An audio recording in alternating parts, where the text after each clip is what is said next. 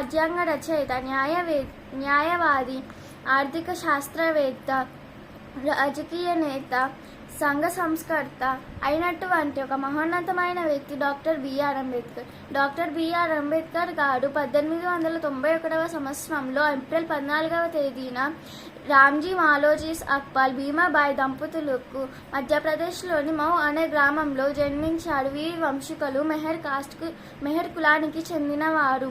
మెహర్ కులాన్ని అంటరాని వారిగా పరిగణించడంతో అంబేద్కర్ గారు చిన్నతనంలోనే అంటరానితనాన్ని ఎదుర్కొన్నాడు.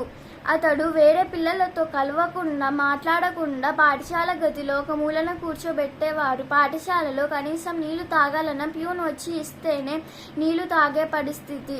ఈ విధంగా చిన్నతనంలోనే ఎన్నో సమస్యలను ఎదుర్కొన్నాడు.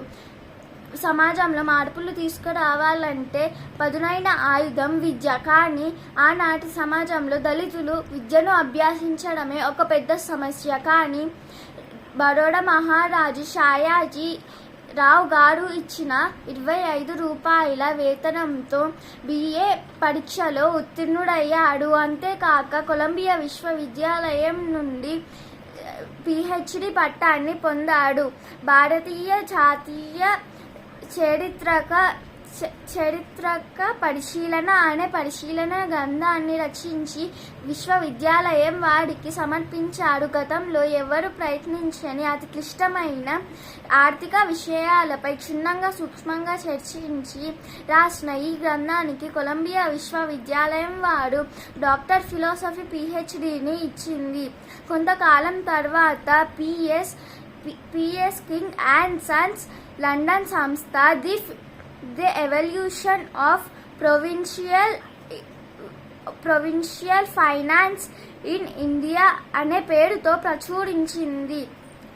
ఈ గ్రంథానికి దేశ విదేశాల నుండి ఎన్నో ప్రశంసలను అందుకుంది. కృషి ఉంటే మనుషులు ఋషులు అవుతారు అని అంబేద్కర్ గారు నిరూపించి చూపించారు.